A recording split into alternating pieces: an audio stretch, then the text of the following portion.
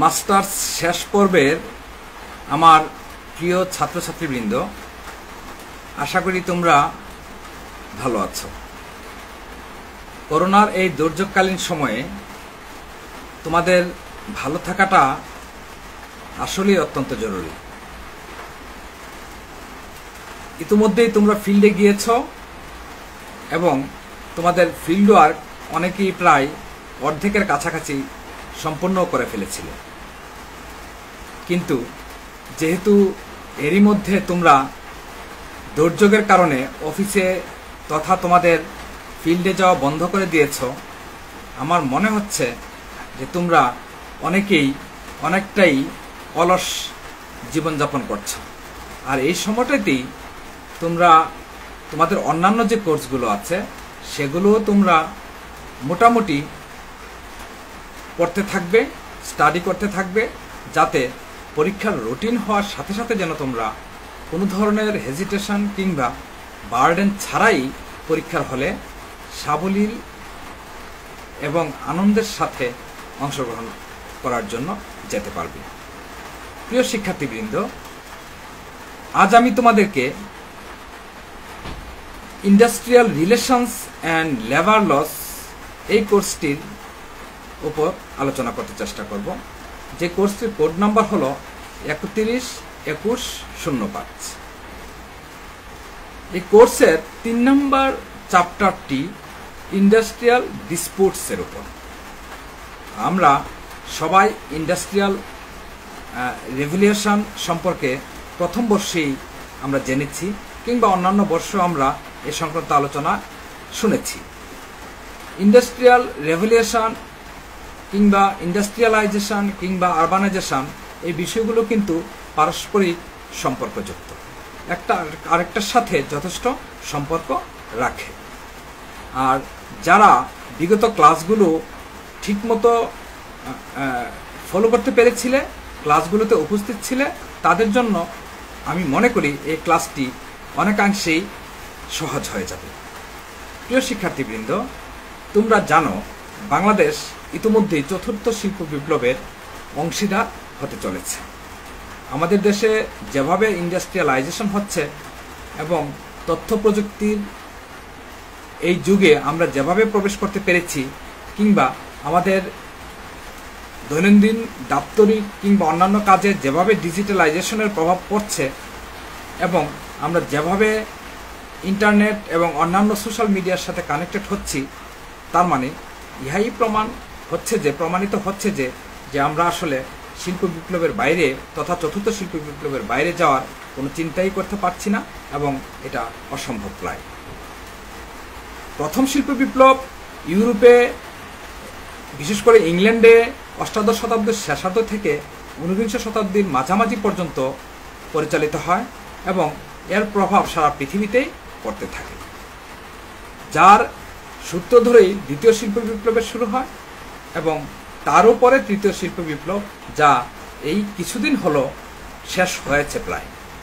ইতিমধ্যেই আমরা চতুর্থ শিল্প বিপ্লবের মধ্যে পড়েছি এবং চতুর্থ শিল্প বিপ্লবের যে চ্যালেঞ্জগুলো আছে এবং এর যে বেনিফিটগুলো আছে সেগুলো আমাদেরকে মাথায় রেখে আমাদেরকে একটা সুন্দর যোগসূত্র তৈরি করে বেটার কিছুর জন্য সকলের আপ্রাণ চেষ্টা করতে হবে, তথা চ্যালেঞ্জগুলোকে আমাদের মোকাবেলা করতে হবে এবং এর বেনিফিটগুলো যেন আমাদের আর্থসামাজিক উন্নয়নের জন্য অত্যন্ত গুরুত্বপূর্ণ ভূমিকা রাখতে পারে সেদিকে আমাদের খেয়াল রাখতে হবে।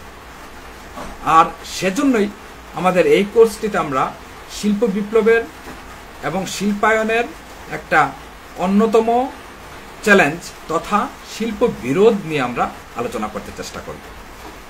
বিরোধ কথাটার সাথেই কিন্তু আমাদের আজকের আলোচনার বিষয়ের একটা যোগসূত্র তথা যে শিল্প এবং বিরোধ, এর সাথে একটা যোগসূত্র কিন্তু আছে।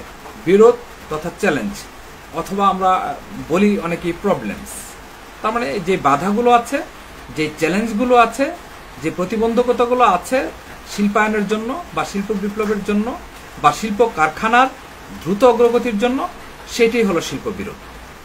আমরা যদি বাংলাদেশ শ্রমকল্যাণ আইন 2006-এর দিকে তাকাই, তাহলে শিল্পী বিরোধের একটা সুস্পষ্ট সংজ্ঞা আমরা পেয়ে যাই, যেখানে বলা হয়েছে কোনো ব্যক্তির চাকরির নিয়োগ সংক্রান্ত বা চাকরির শর্তাবলী বা কাজের অবস্থা বা পরিবেশ সংক্রান্ত কোনো বিষয়ে মালিক এবং শ্রমিকের মধ্যে কোনো বিরোধ বা মতপার্থক্য হলো শিল্প বিরোধ। এটা ধারা 2 এর 62 বলা হয়েছে। আবার বলা হয়েছে তবে তখনই বিষয়টিকে শিল্প বিরোধ হিসেবে বিবেচনা করা হবে যদি মালিক বা শ্রমিক প্রতিনিধি কর্তৃক তা কোথাও উত্থাপিত করা হয়। তার মানে অভিযোগ যদি করা হয় লিখিতভাবে, সেটা কোনো প্রতিষ্ঠানে কিংবা আদালতে যে মালিক পক্ষ আমাদেরকে ঠকিয়েছে কিংবা শ্রমিক পক্ষ আমাদের উৎপাদন ব্যবস্থার সাথে প্রতিবন্ধকতা সৃষ্টি করছে, তবেই ইহা অভিযোগ হিসেবে পরিগণিত হবে। এবং ইহা এই বিষয়টি ধারা 209 নম্বরে বলা হয়েছে। ইতিমধ্যেই তোমরা শিল্প বিরোধ এবং এর একটি সংজ্ঞাও তোমরা জেনে গেছো। আমরা ইন্ডাস্ট্রিয়াল ডিসপুটস অ্যাক্ট 1947 অনুযায়ী শিল্প বিরোধ বলতে কি বুঝি সেই বিষয়টি নিয়ে একটু আলোচনা করতে চেষ্টা করব। প্রিয় শিক্ষার্থীবৃন্দ, আমরা জানি এই অনলাইন ক্লাসগুলো আসলে কতটুকু ফলপ্রসূ হবে সেটা নিয়ে তোমরা সবাই চিন্তিত এবং আমরা নিজেরাও চিন্তিত, প্রাতিষ্ঠানিকভাবে কর্তৃপক্ষ যথেষ্ট চিন্তিত।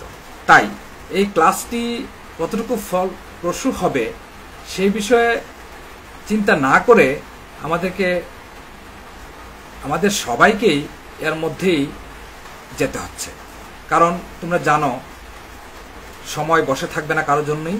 তোমাদেরকে এই করোনা পরবর্তী কালেই হয়তো যে কোনো সময় পরীক্ষায় অংশগ্রহণের জন্য ডাকা হবে এবং তখনই কিন্তু আসলে মূল সমস্যাটা দেখা দিবে।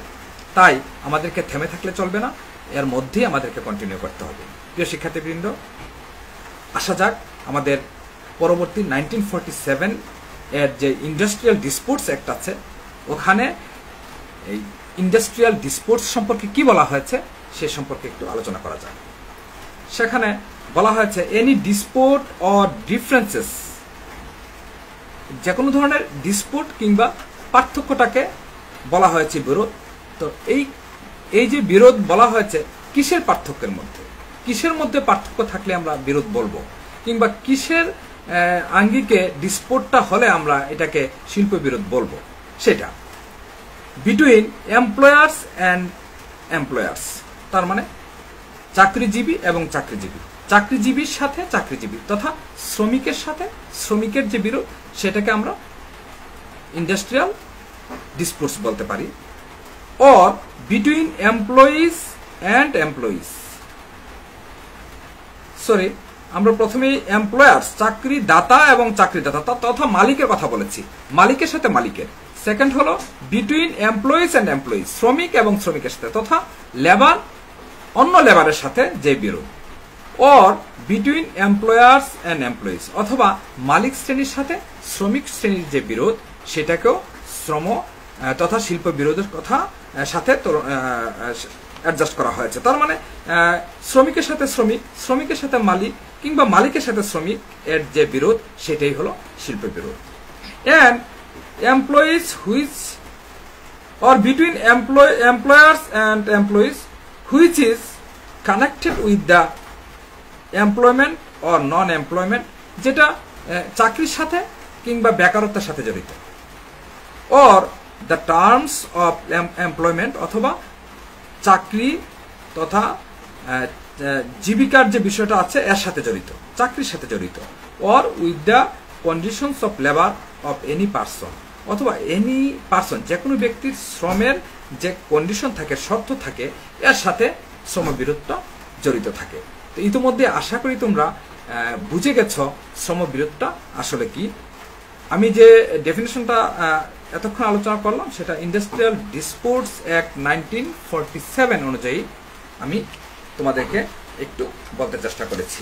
প্রিয় শিক্ষার্থীবৃন্দ, আমরা এই সকল সংজ্ঞার আলোকে আমরা বুঝতে চেষ্টা করব যে শ্রমবিরোধ আসলে কোন কোন বৈশিষ্ট্যের আলোকে আরেকটু ক্লিয়ার হওয়া যায়, শ্রমিক বিরোধ সম্পর্কে আরেকটু ক্লিয়ার হওয়া যায়। প্রিয় শিক্ষার্থীবৃন্দ, আমরা তাহলে উপরোক্ত ডেফিনেশনের আলোকে শ্রম বিরোধের কতগুলো বৈশিষ্ট্য পেয়ে গেছি। যেমন, যে কোনো ঘটনাকে কেন্দ্র করে শ্রমিক ও শ্রমিকের মধ্যে মতপার্থক্য। তাহলে আমরা যদি প্রথমেই যে কোনো একটা ঘটনা, এই ঘটনাকে কেন্দ্র করে শ্রমিকের সাথে শ্রমিকের যে মতপার্থক্য তথা এমপ্লয়িজ বিটুইন এমপ্লয়িজ।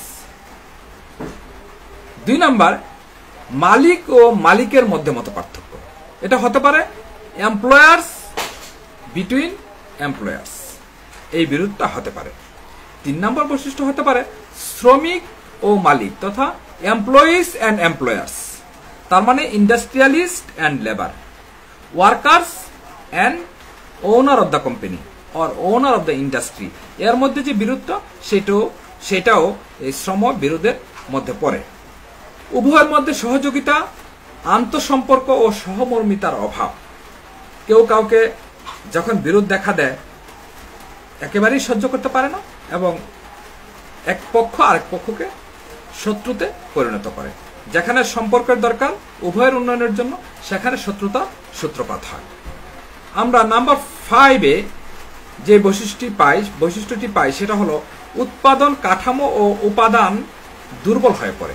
উৎপাদনের যে কাঠামো আছে বা উৎপাদনের সাথে যে উপাদানগুলো আছে এগুলো অটোমেটিক্যালি দুর্বল হতে থাকে এবং এক পর্যায়ে গিয়ে উৎপাদন একেবারেই স্থবির হয়ে যায় বা স্থগিত হয়ে যায়। নাম্বার 6, নিয়োগ, পরিবেশ তথা কারখানার পরিবেশ, কর্মপরিবেশ, বেতন বা অন্যান্য ভাতাদি কিংবা মজুরির সাথে সম্পর্কিত। যে বিরোধটা হয় সেই বিরোধটা মজুরি, পরিবেশ, নিয়োগ ইত্যাদির সাথে সম্পর্কিত হয়ে থাকে সাধারণত। নাম্বার 7, বাহ্যিক ও আভ্যন্তরীণ কারণে হতে পারে। এই ইন্ডাস্ট্রিয়াল বিরোধটা, ডিসপোর্টসটা আভ্যন্তরীণ কোনো কারণে হতে পারে, আবার বাহ্যিক কোনো প্ররোচনার কারণে, অন্য কোনো শক্তির স্বার্থের কারণে, তৃতীয় পক্ষের স্বার্থের কারণেও একেবারেই অযাচিতভাবে কারখানায় মালিক এবং শ্রমিকের মাঝে বা আন্তঃশ্রমিক কিংবা আন্তঃমালিকের মধ্যে একটা বিরোধ সৃষ্টি হতে পারে। নাম্বার 8, প্রাথমিক পরিণতি, লকডাউন বা ধর্মঘট। একেবারেই প্রাথমিক পর্যায়ে মালিক পক্ষ বাধ্য হয়ে লকডাউনের ব্যবস্থা করে অথবা শ্রমিক পক্ষ একত্রিত হয়ে ধর্মঘটের মতো আন্দোলনে ঝাঁপিয়ে পড়ে এবং উৎপাদন ব্যবস্থা একেবারেই ভেঙে পড়ে। নাম্বার 9, যৌথ দর কষাকষি বা তৃতীয় পক্ষের মধ্যস্থতায় শিল্প বিরোধের কিন্তু শেষ পর্যায়ে নিষ্পত্তিও হয়ে থাকে। তার মানে কোনো বিরোধী স্থায়ী নয়, একটা পর্যায়ে গিয়ে কিন্তু শিল্প বিরোধেরও একটা নিষ্পত্তি হয়ে যায়। প্রিয় শিক্ষার্থীবৃন্দ, আমরা ইতিমধ্যে শিল্প বিরোধের ডেফিনেশন এবং এর বৈশিষ্ট্যগুলো আলোচনা করতে সক্ষম হয়েছি। আমি এই পর্যায়ে শিল্প বিরোধের কতগুলো ধরন নিয়ে আলোচনা করব। কোন কোন ধরনের বিরোধ সাধারণত হয়ে থাকে? আমরা সাধারণত 3 ধরনের বিরোধ দেখতে পাই। প্রথমটি হলো শ্রমিক কর্তৃক গৃহীত বিরোধ, দ্বিতীয়টি হলো মালিক কর্তৃক গৃহীত বিরোধ তথা মালিকের কারণেই বিরোধের সৃষ্টি হয়, আর তৃতীয়টা আদালত কর্তৃক হতে পারে। প্রথমত শ্রমিক কর্তৃক গৃহীত যে বিষয়গুলো আছে সেগুলো হলো ধর্মঘট। যে কোনো সময় শ্রমিক পক্ষ ধর্মঘটে ডাক দিতে পারে, তারপর ঘেরাও হতে পারে, অফিস, প্রধান কার্যালয় কিংবা কারখানা ঘেরাও করে রাখা হতে পারে যাতে উৎপাদন কাজ ব্যাহত হয়। তৃতীয়ত টোকেন ধর্মঘট হতে পারে, প্রতীকী ধর্মঘট, সেটা 5 মিনিট, 6 মিনিট, 1 ঘন্টা বা 1 দিনের জন্য হতে পারে প্রাথমিক পর্যায়ে। তারপর হতে পারে পিকেটিং করে অবরোধ সৃষ্টি করতে পারে, শ্রমিকরা যেন কর্মপরিবেশ না পায়, কাজে যেন যোগদান করতে না পারে, গাড়ি এবং অন্যান্য যানবাহন যেন ট্রান্সপোর্টেশন ব্যবস্থা যেন ব্যাহত হয়, ভেঙে পড়ে, সেজন্য পিকেটিং এর ব্যবস্থা হতে পারে শ্রমিক কর্তৃক। হতে পারে অবরোধ, যে কোনো ধরনের অবরোধ হতে পারে, পিকেটিং ছাড়াও হতে পারে, পিকেটিং সহ অবরোধও হতে পারে, শেষ পর্যন্ত হরতালের মতো কর্মসূচিও শ্রমিক পক্ষ নিতে পারে। আমরা অন্যদিকে মালিক কর্তৃক গৃহীত কতগুলো বিষয় আছে, যেমন লকডাউন, মালিক কারখানা তালাবদ্ধ করে রাখবে, কোনো শ্রমিককেই কারখানায় প্রবেশ করতে দিবে না এবং উৎপাদন কাজ নিজেই বন্ধ করে দিবে। আবার হতে পারে বেতন ভাতাতি স্থগিত করার মাধ্যমে বেতন ভাতাদি ট্রান্সপোর্টেশন, শ্রমিকরা যেন যাতায়াত করতে না পারে, কারখানা উৎপাদনের সঙ্গে জড়িত হতে না পারে, সেই জন্য মালিকপক্ষ এই ব্যবস্থাটাও স্থগিত করে দিতে পারে। আবার কোনো কারণে আদালত কর্তৃক নিষেধাজ্ঞা আরোপের মাধ্যমেও কিন্তু শিল্প বিরোধ শুরু হতে পারে। তো এভাবে আমরা আজকের এই ছোট্ট ক্লাসটিতে আমরা শিল্প বিরোধ কি, তারপর এর বৈশিষ্ট্যগুলো কি এবং এর ধরনটা কি, এই বিষয়ে আলোচনা করতে চেষ্টা করব। প্রিয় শিক্ষার্থীবৃন্দ, আমরা আশা করব পরবর্তী ক্লাসগুলোতে অন্যান্য টপিক নিয়ে, অন্যান্য বিষয় নিয়ে তোমাদের সঙ্গে আলোচনায় আসতে। সে পর্যন্ত তোমরা সবাই ভালো থাকবে, সুস্থ থাকবে। তোমাদের সবার মঙ্গল কামনা করে আজকে এখানেই শেষ করছি। সবাইকে অশেষ ধন্যবাদ।